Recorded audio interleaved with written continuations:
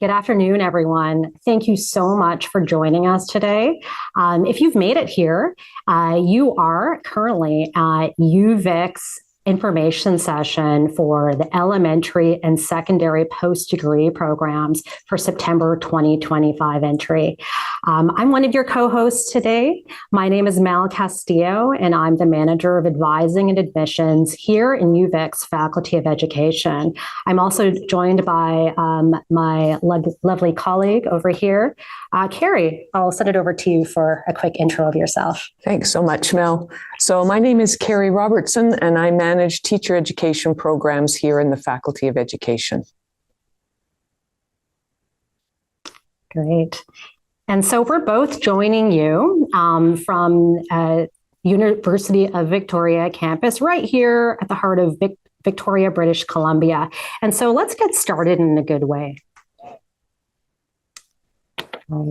And we acknowledge and respect the Lekwungen, Songhees, and Esquimalt peoples on whose territory the university stands, and Lekwungen and Wasanich peoples whose historical relationships with the land continue to this day. I also wanted to share that I spent, I was born on the traditional unceded territory of the Wolastoqey peoples. That's also known as St. John, New Brunswick. And I spent most of my formidable years over on Treaty 6 territory in Edmonton, Alberta. And we'd also like to acknowledge the caretakers of the lands that you are all joining us from today. Great. And so here's a quick overview of today's session. So we're going to do a quick introduction of our teams, just so you can put a face to the name and to all those faceless emails you'll be receiving if you do decide to apply to our programs. We're going to go over UVic's post-degree programs, unique features. Of course, we will touch upon the admission requirements. And so that will encompass both the academic and experience requirements. And then we'll leave you with a helpful checklist. And so for those of you who are applying for September 2025 entry, we hope that this checklist will help you on your way to stay organized and remember all the important dates ahead of you.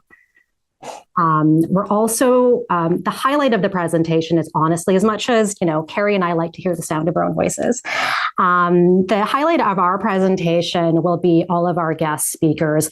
And so we are so pleased to have 3 teacher candidates joining us today. We're going to have Aaron O'Toole, who's one of our secondary post-degree students, as well as Ella Williamson, also a secondary post-degree student, as well as Dana Ewell-Griffiths, who is part of our elementary post-degree program. And last but not least, we'll also have Lisa Green, who is a seminar leader with our teacher education programs. And they are also an instructor over at Oak Bay High School, which is in Victoria, British Columbia. And at the end of those presentations, we'll ensure that you know how to get a hold of us should you want to get in touch. And so let's meet our teams. We are so lucky to not only be working here at the University of Victoria, but, we work in the Faculty of Education, and Carrie and I know I'm biased, both have the best teams. So if you look at the photos, right at that top photo, you'll meet my education advising team. And from left to right, you'll see Janet Powers. If anyone has ever contacted education advising, you will likely have either spoken to or have received a really friendly email from Janet. She's our frontline advising assistant. You'll see myself, I'm the Manager of Advising and Admissions. Jane Drankson and Sarah Majessi are both admissions officers and academic advisors. And not pictured is Nicole Underwood, one of our MVPs, also an admissions officer and academic advisor in education advising. And a few of the things that we do, and so is that we do manage and oversee the admissions process for all teacher education programs here in the Faculty of Education as well at UVic. And for those students, if you are eventually admitted to our program and are become a teacher candidate, we provide academic advising services with regards to registration, degree planning, and we make sure to connect with all the important resources on campus to make sure that you have everything you need when you start your journey here at the university. And Carrie, I'll leave it to you to introduce your team. Thanks so much, Mel. You can see our photo was taken on a particularly windy day at UVic. Left to right, we have Madeleine Chaliz, who coordinates our French teacher education program. We'll talk about that a little bit today, but there is actually a specific webinar about all the things we're offering for French immersion and Francophone teacher candidates. Amy Machin, who works with our secondary teacher candidates, mainly around placements, but really in all aspects of the program. Patricia Jekin, who is our program assistant in the office. Dana Bell works with our elementary teacher candidates. And then I'm at the far right and I manage the teacher education programs in the faculty. Thanks, Mel. Yeah, thank you. So here's a quick overview of our post-degree professional programs. These are 16-month teacher certification programs designed for applicants who have completed a first degree program. The duration of the program is September until December of the following year. So it's a quick, it's an intensive teacher education program. And the application deadline is January 2nd.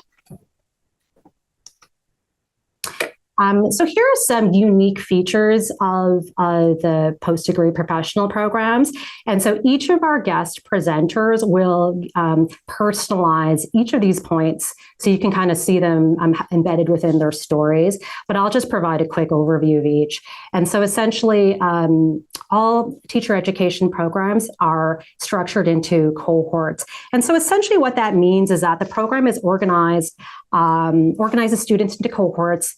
And so as they progress through the curriculum together, they foster a sense of community, collaboration, and support amongst their fellow students. We also have smaller class sizes. So for example, for our elementary post-degree program, for September 2025 entry, we usually admit a single cohort of 33 students, and that's for the English cohort.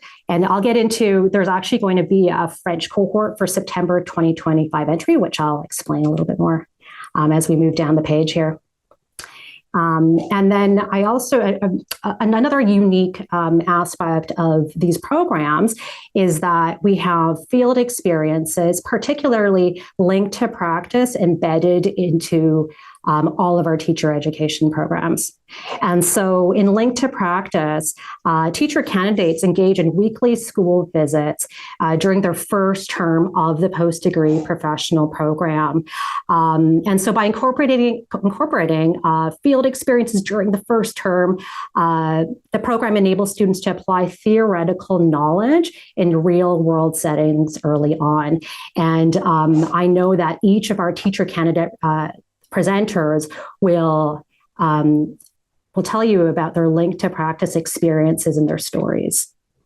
We also form a really strong field partnerships with practicing teachers as instructors. And so when you hear from Lisa Green today, who is one of the seminar leaders and also a teacher at Oak Bay High, she'll provide her valuable experience and perspective on that as well. And we're also pleased to announce that we have French education opportunities available for both post-degree programs. And so for September 2025 entry, we are going to have a French language cohort. And we'll also be offering a French module for the secondary post-degree professional program. We will speak more about both of those options in the next slide. And then finally, we offer 2 practicum experiences with all post-degree programs, which is really unique to UVic's teacher education programs. And so the first practicum experience is 6 weeks in duration, and the final practicum experience is 10 weeks in duration. And those are both in a classroom setting. And with those practicum experiences, there are options to complete those experiences either within an English or within a French language setting. Right. And so let's go over some of the French education pathways. And so for the elementary post-degree program, we are offering a French cohort for September 2025 entry. And so students in this cohort will take 55% of their program courses in French. The rest will be taken with the English language cohort. And students may also be eligible for government bursaries for studying in French. We'll also offer a French module for the secondary post-degree program. So students in this module will take a selection of courses in French that will focus on teaching all subjects in French in a minority language context. And so if any of these options interest you, we really would love to invite you to a French education webinar that we'll be hosting on October 24th. And we'll also be diving a little bit deeper into the French language proficiency requirements, as well as other supports in place for students wanting to engage in those programs.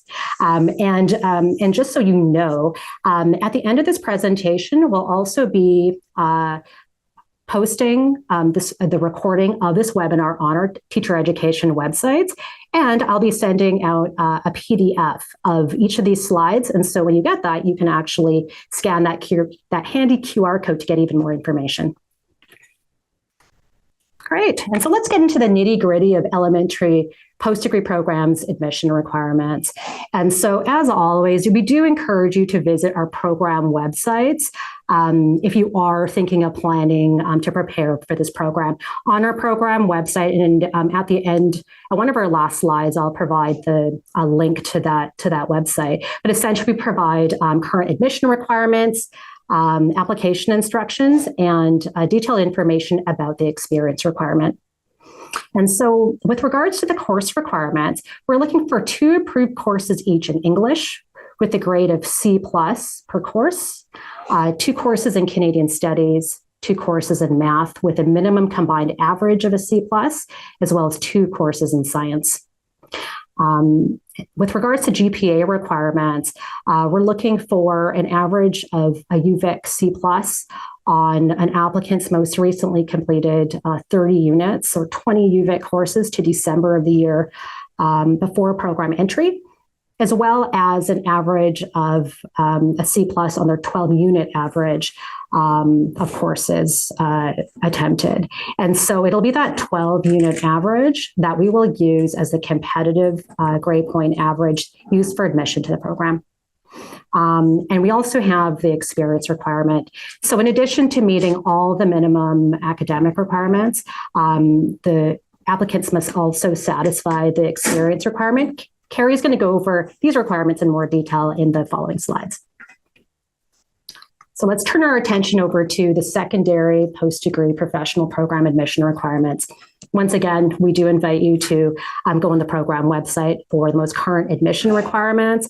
And for this program in particular, it's even more important just because we offer 13 different teachable subject areas that cover the gamut of the secondary program. And so we have very specific requirements for each of those teachable subject areas. And we have pre-admission worksheets which detail each of those requirements on our program website. The one common requirement that is needed is 2 approved courses each in English with a minimum grade of at least a C+. With regards to the GPA requirements, two out of the requirements are the same as the elementary post-degree program, which you can see right on the screen there, with the addition of a minimum teaching area requirement of a B- on all the specified coursework on our program website. And so once you actually look and review the pre-admission worksheets, we actually specify the courses that will be used to calculate the teaching area grade point average. And once again, applicants for this program must also complete the experience requirement. Great. And with that, I'll turn it over to Carrie. Thanks so much, Mel. So the next few slides are taking you through the experience requirements. The experience requirements are the same for both the elementary and secondary PDP programs. So the requirements are that you submit a summary of experience that shows at least 75 hours of experience working with young people, and that 2 references submit reference forms on your behalf. So some people ask us why we have an experience requirement, and what we'd like to share with you is that teaching is a very relational activity, and we want to make sure that you have had the opportunity to engage with learners, to build your skills working with younger age groups, to determine if teaching is a good fit for you, to build experiences working with diverse young people, and to allow you to show in your application learning beyond your academic experiences. So specifically, what we're asking for is a minimum of 75 hours of practical experience working with children or youth, kindergarten to grade 12. So no matter which program you're applying for, we accept experience anywhere from kindergarten to grade 12. These must be in face-to-face settings working with groups. 50 of the 75 hours must be from a single continuous setting, and 50 hours must be in a domestic Canadian setting. And all have to have occurred within the last 3 years. So we have been keeping a list of where most applicants get their experience, and we're sharing this list with you. So if you are looking to fulfill that experience requirement before January 2nd for application for September 2025, here are some places that applicants typically go to get those kinds of experiences, which include coaching, working in camps as a youth leader, working with intercultural or faith groups, and so on. So we have some slides now about how you document this experience, which we've changed for this year. So we have a screenshot of what that looks like on the next slide, but we do want to make sure that the referee names and emails match the people who provide your references. So be thinking about that the hours you're listing fall within that 3-year timeline. And that if you are getting all of your hours from one setting, that you have 2 references from that setting. And so in the next slide, we'll show a sample of the submission link on the website. Thanks. So when you go to the website, you will see that summary of experience heading. You'll see the blue button. By clicking there, you will go to a SurveyMonkey where you can submit information regarding your experience. And then you can also select the option to receive a copy of your responses via email if you would like to keep that as a record to ensure you've submitted your summary of experience. And when you click the blue button to open SurveyMonkey, that will be the first slide you'll see, so you can make sure that you're in the right place and documenting your hours through that link. Okay. So the second part of your experience is for references to comment on how they've seen you interacting with young people as you've been getting these experiences. So they must recommend or highly recommend your application. And please make sure to send the reference links to your references well before the January 2nd deadline. That will ensure that they have time to complete the reference form and submit it on your behalf to make sure that all of your application is received on time and that you are eligible for admission. So please make sure that the references that you're asking to submit on your behalf have the reference or the submission link and your student number or applicant number, which helps us cross-reference the references we receive with your summary of experience. And so when your references get the link to their SurveyMonkey, this is what their first page will look like, and it will guide them through how to submit those references for you. And we have included that January 2nd deadline for them so that they're aware that we need to receive those by that time. And here's a screenshot of what the reference form looks like. So what your referee will be filling out. So you can see they're indicating which program you're applying for and whether you're applying for the program here at the Victoria campus or the Cranbrook campus in the East Kootenay Teacher Education program, which also has an elementary post-degree program there. Thank you, Mel. Over to you. Yeah, great. Thanks so much, Carrie. And so here's a handy checklist that we hope that you'll find useful when you start your journey in applying to UVic's post-degree professional programs. And so remember, first and foremost, to apply to the program by the published application deadline of January 2nd. We also ask that you submit all official transcripts by the published deadlines. For those UVic students out there, you do not have to submit a UVic transcript. We can access your student record on your behalf. And as Carrie mentioned, you will be submitting your summary of experience document by January 2nd through the online submission form via SurveyMonkey. You're also wanting to ensure that both your referees submit your reference forms via the online forms by January 2nd. And last but not least, please remember to complete all published admission requirements. So these are academic requirements specifically by April 30th. Great. So thank you for hearing a little bit more about our programs and specific requirements in terms of admission.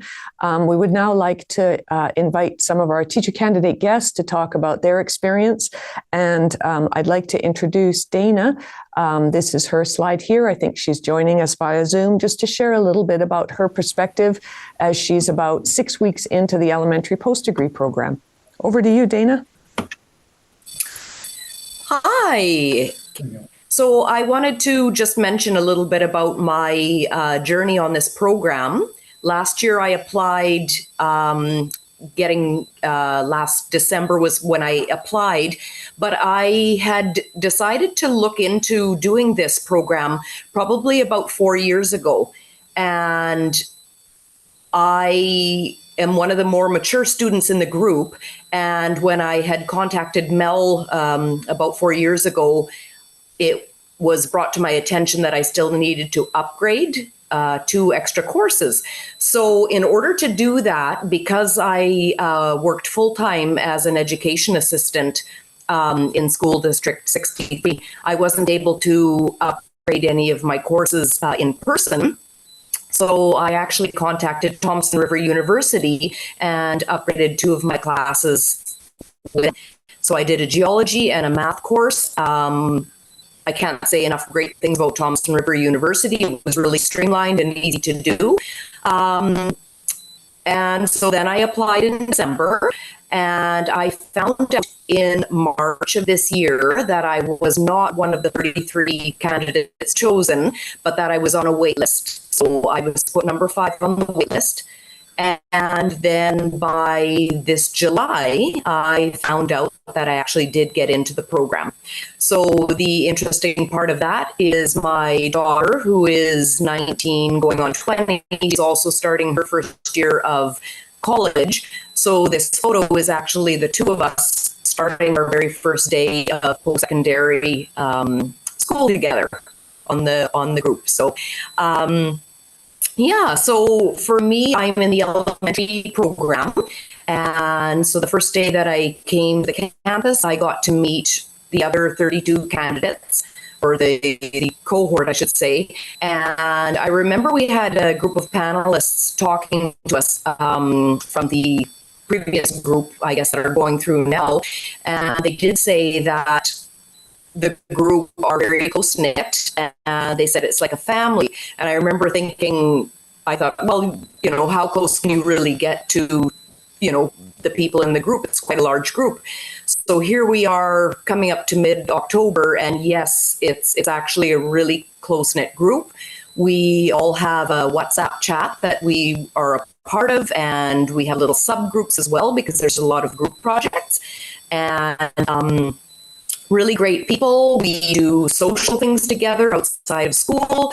We do carpooling for our Link to Practice session out in Souk District. So it's a really good group, close-knit group of people of all ages, people with different backgrounds and experiences, and everybody gets along really well.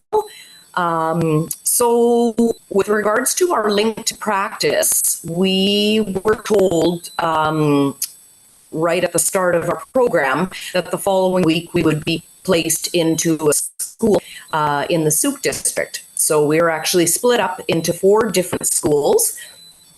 Myself and I think 10 others, we are at Center Mountain Lelum Middle School, and we are put in grade 6, 7, or 8. And I'm actually my cohort candidates, and he and I are in with one of the supporting teachers for the program. So she's in there now, and she's now asking us to try and be more part of the class, trying to be more interactive with students. And so this past week, my other partner, he actually did a little segment on math and perimeter and with the students. And this Wednesday coming up, I'm actually going to do an art lesson with the students. So we do try and be a part of the program as much as we can in the link to practice. There's no obligation to teach or to step up. The teachers that you're working with really want you to try and get in as involved as possible. And I think in the next 2 weeks, we're actually going to be switching out with some of the other candidates who are in the elementary school across the street from us, and we're going to take a day and switch the classrooms so we can experience a few different age groups. So yeah, so that's pretty much my experience to date. I love the photo of you and your daughter starting your post-secondary journey together. And there may be questions that come up later from some of the people who are attending. So thanks for hanging out and waiting with us. But I'd like to introduce Erin, who's beside me, to share a little bit about her first few weeks in the secondary post-degree program. Yeah, thank you. My first few weeks here in the secondary PDP have been so great. I've learned so much, and I've made a lot of connections already with my classmates as well as professionally in the Link to Practice. Link to Practice every Wednesday. Groups of us will visit a high school, and we get some hands-on experience and observation doing that, which is really amazing. So I've really been enjoying my time so far. Do you want to share a little bit about your journey into the program? Sure. Yeah. I didn't always know that I wanted to be a teacher. I did a bachelor's degree in French and developmental psychology. And in that 5-year period, I sort of was just taking lots of electives and seeing kind of what stuck. And French and specifically adolescent psychology is what really stuck out to me and what I enjoyed the most. So I thought I could combine these. And I'd spent a lot of time working with youth as well outside of school. So it just seemed kind of like a natural fit. So once I realized that, I wrapped up my bachelor's. I went straight into a 2-year master's program because that was also something that I wanted to do. I did take a year off after that because just due to exhaustion, really. And then I applied for the PDP here, and I am very fortunate that I was accepted. And what does a typical day look like in Link to Practice at the secondary school? At the secondary school that I'm placed at, we begin the day with all the teacher candidates. There are 2 mentor teachers, and we all meet in a classroom before school starts and all the kids get there. And we have sort of a setup period for the day where you'll look at the class schedule and you'll decide which classes rather you want to observe in each block of the day. There's a lot of freedom. They hand you a schedule of all the available classes and they say, go ahead, pick whatever you want. So there's lots of opportunities to observe classes that are both in your teaching area or areas as well as outside if you want to look at what other subjects look like. We begin the day sort of with a brief discussion, and they'll pose a sort of a central question. So when we're observing that day, they'll say, okay, today we're going to focus on this theme. And for example, it might be, how do teachers build relationships with students in their class. So it's something to think about all day. And then after school has ended, for the students, we meet back in that room and we do a group debrief and some activities and sometimes some lectures. So it's always we share our stories from the day. So it's always nice to hear from everybody. And it's been really great so far. And have you taken advantage of any of the French programming that's available? I absolutely have. So French is my one and only teachable for this program. So 2 of my 6 courses are conducted in French. And then with that, when I go to the high school, I usually try to do half of my day in French. The high school I am placed at does offer French immersion, so it's really convenient to just find 2 classes, go to those, and then usually for the other 2 blocks, I will step outside my comfort zone, my teachable, and take a look at what other electives and other subjects look like. So, yeah. Oh, thanks so much, Erin. Thank you. And we also have Ella joining us. She is also in the secondary program. So maybe we can hear from Ella. Thank you. Hi, everybody. Can you hear me okay? Okay, great. I'm Ella Williamson. My teachable is in biology, and I have an undergraduate degree in biochemistry from UBCO, so I'm new to Victoria. I would say my route to this program was a little bit up and down. My whole life, I wanted to be a teacher growing up.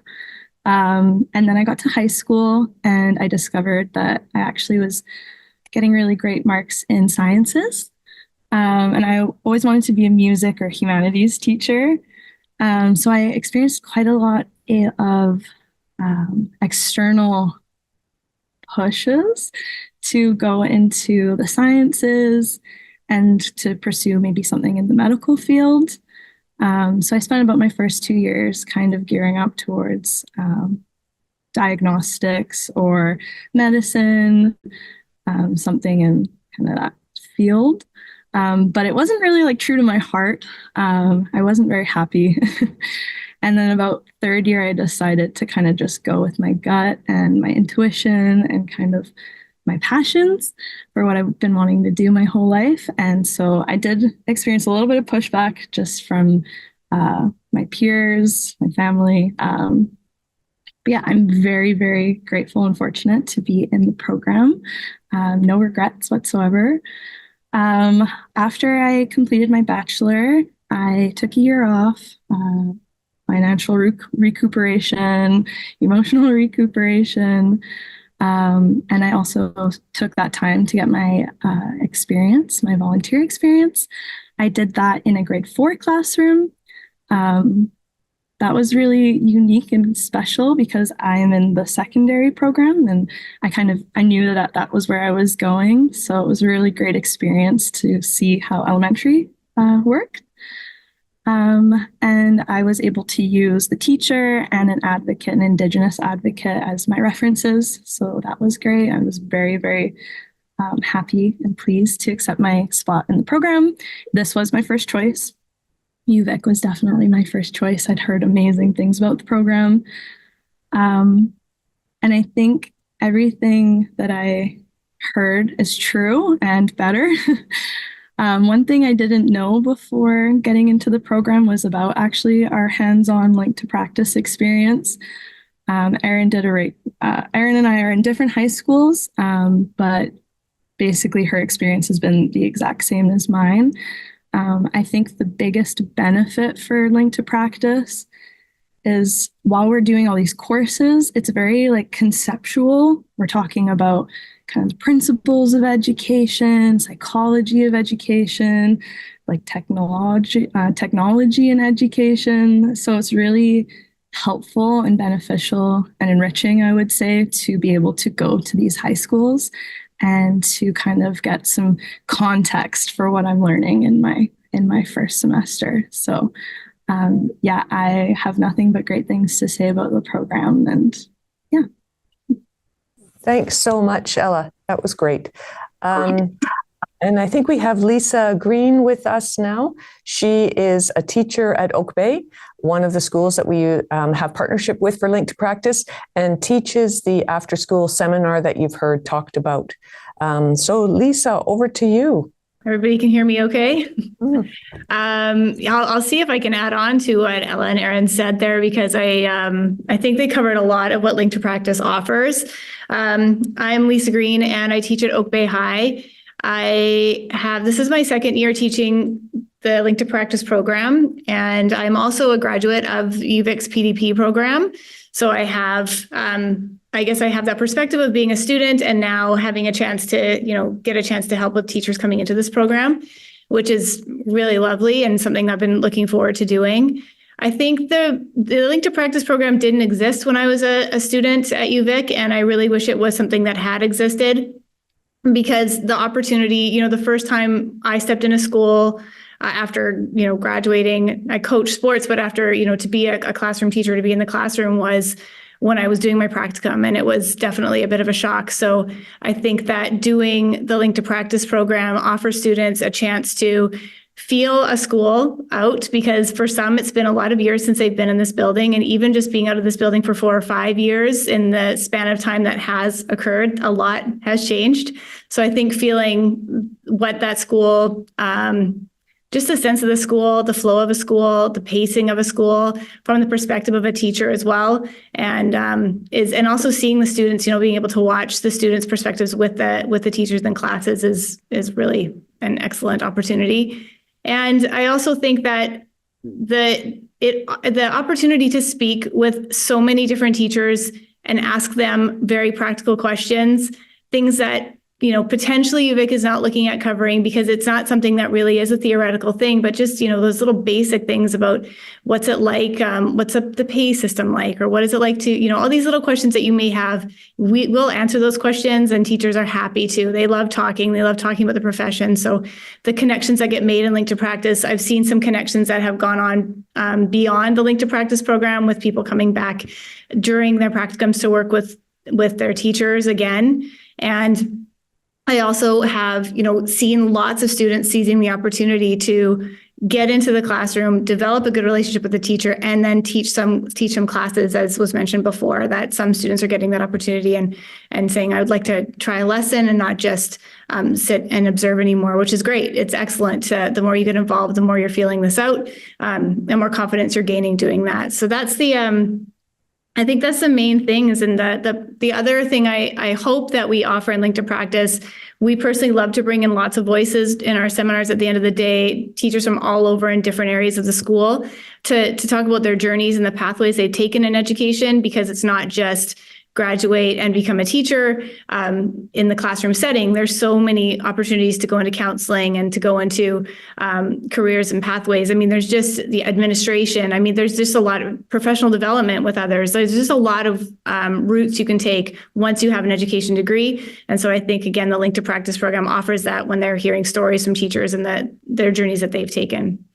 So that's my perspective on Link to Practice. I hope that it sounds like everyone likes that day. It is a long day, but it is a day that gives you that sense for the school. And Lisa, can I ask you maybe to comment on what qualities that you think that teachers coming into the profession should have? Who do you think will be successful in the program and in the profession? Well, definitely someone who's adaptable. I think that to be a teacher today, you have to be willing to adapt very quickly. You have to have a very, I would say, large level of patience as well when you're a teacher these days. Certainly some compassionate understanding for where students are at, what they're bringing into the classroom. Oh my goodness, it's such a large question, because everyone comes in with bringing in such different things. It's not just that you are able to deliver material. I think that actually is like such a small part of being a teacher these days. I think it's a relationship that we build with our students now. And again, a typical teaching day can go from thinking you're doing one thing to the tech not working, to having to adjust, to the fire alarm going off, to, all of a sudden you had this one plan and now you're switching up what you're doing. And it's just that ability to think on the fly and be okay with it is a big part of this profession. It's also the reason why I love this profession. I'm not a 9-to-5er. I don't think I would like at all sitting in an office. And just doing the same old. I like the pacing of this as much as I go home and complain sometimes that, it can be a lot and exhausting. It would, if I didn't like that pacing and how I have to just switch things up on the fly, I don't think I would be here. So I think the adaptability is probably the largest thing that I would say you need to bring with you when you're coming into this program. And if I could just ask you one more question, can you share with us some of the seminar topics or some of the guest speakers that you have come in? Sure. Yeah. I mean, between last year and this year, so we have, we brought in, last year we had a chance to bring in one of our counselors and they talked about what that relationship looks like with students in the counseling program and, what counselors hope to, how counselors connect with teachers and that kind of that triangle that exists with teacher, student, counselor. We've had this year with Link to Practice, we had our Indigenous Ed teacher who comes in and she's here 2 days a week and she spoke to the Indigenous education programs that go on. And so she, again, they got to talk to her specifically about her journey and what that looks like today here. Yesterday we had in my colleague Kate Baker, and she is just really excels with how she sets up her overall unit planning. And so we wanted her voice to come in and talk with that because she brought in such a different perspective. Than either of that weekend, my colleague Scott and I.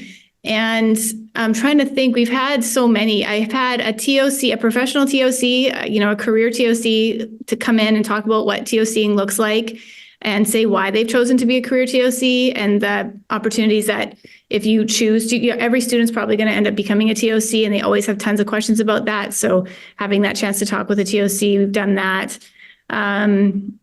We've just, I would say it goes the gambit. We have even in EAs, we brought in the EAs in our school to talk with them about what that relationship looks like with teachers. And what, just to say from an EA's perspective, and you're going to become a teacher, here's the things that really help foster that relationship in the classroom, this teamwork aspect. I think that covers some of it. I'm telling you, there's way more. We have brought in lots. Our administration comes in and talks about, what it's like to be an administrator and their journey into going into administration as well. So I think everything. Mm-hmm. Thanks so much, Lisa. And if people aren't sure of some of the acronyms, a TOC is a teacher on call. So someone who works and comes in if the regular teacher is sick or away on a professional learning activity. And an EA is an education assistant. And we also do have lots of people who are EAs who apply to come into the program to be teachers as well. Thank you. And Ella, I'm not sure if you're still there. Do you have anything to share about some of the seminar topics that have happened at your school? Yes, we had a really interesting seminar, I think last week, maybe the week before, about assessment, because assessment has changed drastically since when most of the cohort were in high school, with the proficiency scale up until grade 10, I believe, or 9. We've had the Indigenous support teacher come in and talk to us about his role in the school, and kind of connections between the band and his work, and trying to think of other. Every seminar we've talked with admin, the school admin, and they talk about their jobs. We've had some really interesting and practical. I think every seminar has been really the cohort gets kind of carried away with all of our questions because it's usually so practical and good knowledge to have. So, yeah. Thanks, Ella. And Dana, I'm not sure if you're there, if you can share anything about the elementary seminar. I know some of the topics are similar, but what kinds of things have you talked about in your seminar? So they're doing a really good job of doing some group work, especially talking about the thing that we're all seem to be concerned about moving forward with everything is just getting lesson plans set up. So we've been talking about that just because I think most of us don't have a lot of experience we've gone over the BC curriculum, which is obviously on the website that you can access. But the question that we've all been having, and they've been trying to go over that with us, is when you've opened up an age level or grade level for the curriculum, how to break that down and how to be teaching it in manageable parts. So that's one thing that we've spent a lot of time talking to our teaching group for that cohort, or teaching us the cohort. Often there's things that we will all ask our teachers that have been working with, some specific things in the day, and they've been really good about bringing that forward. And Carrie, you were with us yesterday when we actually went and did a tour of the library to ask the librarian, okay, when we're working with some of these students, what kind of things are on offer as a teacher, what kind of resources can you get from the library? And the librarian just did a great job of showing us the layout and saying all the things that we can do if we need to go to her as a TOC or as a teacher in contract, all the things that they can provide for us. So that's something, even though I've been in a school system for 12 years, I actually didn't realize that they had that much information for us if we had gone and asked for some supporting materials. Great. Thanks so much, Dana. And I see some questions in the chat, Mel, about specific academic requirements and specific course questions and so on. If people have questions like that, what do you suggest? Yeah, no, that's a really good question, Carrie. And so we know that each of your situations is probably a little bit different. You've completed your coursework at UVic or another post-secondary institution. The first step that I would say is go visit our program websites. And so we will put that up, right up at the screen there. So as I mentioned previously, each of those websites do have really important information. So application instructions, current admission requirements, as well as details about the experience requirement. We usually say that about 80% of questions can be answered on the website. But should you have any other questions, please feel free to reach out to the education advising team about academic requirements. That's my team. And you're also welcome to connect with Carrie's team should you have any specific questions about the experience requirement. And so on the following slide, we'll also, right here, that is the convenient way you can reach us by phone or by email. And we also invite you to follow us on Instagram as well as on Facebook. Yeah. Another question that I'm seeing in the chat as well is how competitive is the admission to the post-degree professional programs?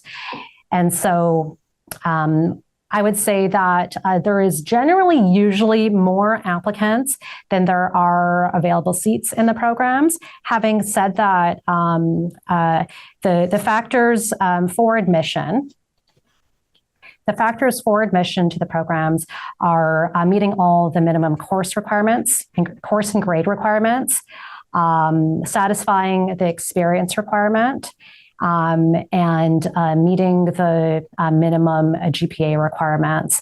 And so for the elementary post-degree, it's essentially the course, grade, and experience requirements that are used for factors for admission. The competitive factor for admission will be the 12-unit grade point average. And for the secondary post-degree program, the competitive factor for admission is meeting those minimum admission requirements, experience requirement, as well as teaching areas will also be a factor in the competitive admission. That 12-unit grade point average, as well as your particular teachable subject area or areas, may play a part in the admissions decision on your application. And I also see a question about the experience requirement and whether it makes a difference whether your experience matches the program that you would like to apply for. So should you have elementary experience if you're applying for the elementary program? And the answer is no. We're trying to keep it really broad. We're just wanting you to have experience with K to 12 learners. So regardless of the program you're applying for, there is not a distinction made between where your experience is. Great. And I'm seeing a question in the chat. I feel like this might be geared towards Lisa Green. This is Max. Max is asking, what is the most difficult aspect of your job? We could go into our jobs, but I don't think you care. So I'm assuming that's directed to Lisa. Please and thank you. I would say that these days, the most difficult aspect of the job is dealing with students who've grown up in a world of tech and smartphones. They're just a bit of a different student, and we also just technology and education has changed the game a lot with how we work. It used to be that, we'd have a lot more textbooks access and things that we would do and now it's kind of open as a teacher to decide what you want to teach in your class, as long as you're hitting curricular competencies, which come down from our ministry for the things that we need to be touching on. But other than that, we can choose how we want to teach that. And that has opened the game a little bit for, creating content creation, which is just, it's a lot heavier in teaching now. Okay. Thanks, Lisa. We also have a question for Ella about how volunteering in a grade 4 class impacted your decision and experience for teaching high school. I absolutely loved my grade 4 classroom. I would, without a doubt, be happy to do elementary as well. I just felt that my science background, I just felt that in my personal experience, I did well in large part in sciences because I worked hard, but also because I had amazing science teachers in high school. And I feel like they really set me on a path, on a really positive trajectory. And I just felt like that was kind of where I was meant to be. But I'm not against elementary whatsoever. I really enjoyed my experience. So in my experience with the Link to Practice, I am just as excited to be in a high school as I was to be in elementary. So just different, but they're both great. Thank you. Great. And we see a few more questions here. Can you apply to both the elementary and secondary programs if you satisfy both requirements? And so we do ask that you, if you are wishing to apply to 2 programs, you get in touch with the education advising team and we can send you more information. Essentially, applicants are encouraged, only one of their applications at a time will be considered at each time. Should that first choice application not be successful, then we can change an application to the second choice. And so, but certainly get in touch with us. We can send you more details about that. And can you talk a little bit about when offers are extended? Yeah. Generally, offers usually go out around May to June of each year. Having said that, that's on average. Offers may go out as early as March in some cases, and may go out as late as June. So it really depends on the scenario and the specific program folks are applying to. So I would say on average, May is when you would usually hear about the decision on your application.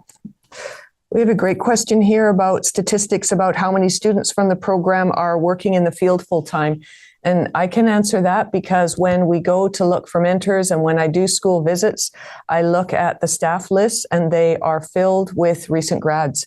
There is a lot of work out there for people who want to either TOC or pick up contracts, both here and around the province. We have some teachers who are working internationally as well in places like Australia and England and Japan. So it's a really wonderful profession. It's a very portable profession. And it's just so great to see names of students who've graduated already working in the system. Great. And here's another question. So Carrie, this is probably directed towards you. During the program, how many hours a day are students spending in a classroom or in class? So the students might be able to talk a little bit more about their schedule, but on the Wednesdays, Link to Practice goes from about 8 in the morning to about 5.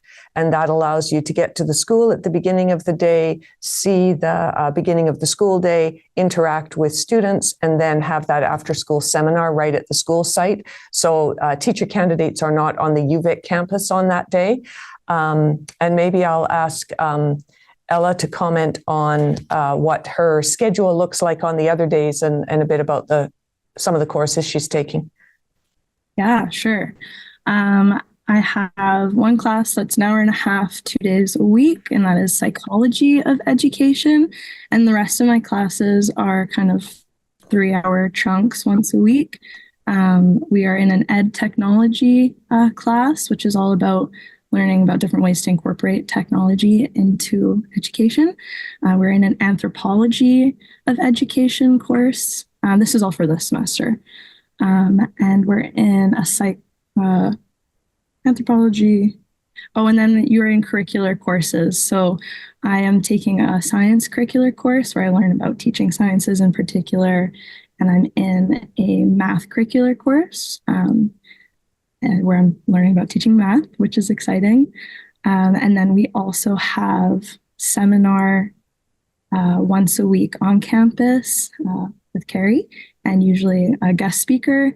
And then we also have our Wednesday Link to Practice, which is the full day on campus at the high school. So I think it works out to be about 5 or 6 courses. Great. And I think we have time for one more question here. And so for the secondary post-degree program, do teacher candidates complete at least 45 days of supervised teaching practice with students across the 13 to 18-year age group in a secondary school setting? That's a very specific question. It is very specific. Someone's done their homework. So yes, so the 2 practicum experiences are 6 weeks and 10 weeks in both the elementary and secondary post-degree program. The students who spoke to you tonight will be doing their first practicum in April. And so with those 2 practicums, yes, you would get those required days, and you also meet the requirements for teacher certification in BC. So when you complete the program, you are eligible for a BC teaching certificate, which you can then use in other places or to apply to other jurisdictions. Great. Thank you so much, Carrie. Well, I think that concludes our presentation today. I really wanted to first thank all of our guest presenters today. We really do appreciate you coming out and sharing your stories. Clearly, you are the highlight of today's presentation, so we thank you for joining us. I'd also like to thank my colleague, Carrie. Thank you so much. Yeah. And I'd especially like to thank all of you for joining us today. We know that you are busy people, working, going to school, etc. So thank you for taking the time out of your day to learn a little bit more about UVic's post-degree professional programs. Carrie, did you have any final words? Well, I see that there are some questions that we didn't have a chance to answer. So we'll put the contact information slide back up again so that you can follow up with us about specific questions you might have regarding academic and experience requirements. And we will do another session early in the new year for applicants to talk a little bit more specifically about the next steps in terms of offers and when you'll hear and those kinds of things. So we really appreciate your attendance here and look forward to connecting with you again. Yeah, we do. Thank you. And just 2 quick housekeeping details. I will be emailing out the PDF file of these slides to all of you who've registered via SurveyMonkey. And the second part of that is that stay tuned. We will be posting this recorded webinar on our teacher education websites should you want to rewatch some or all of it. Thank you very much.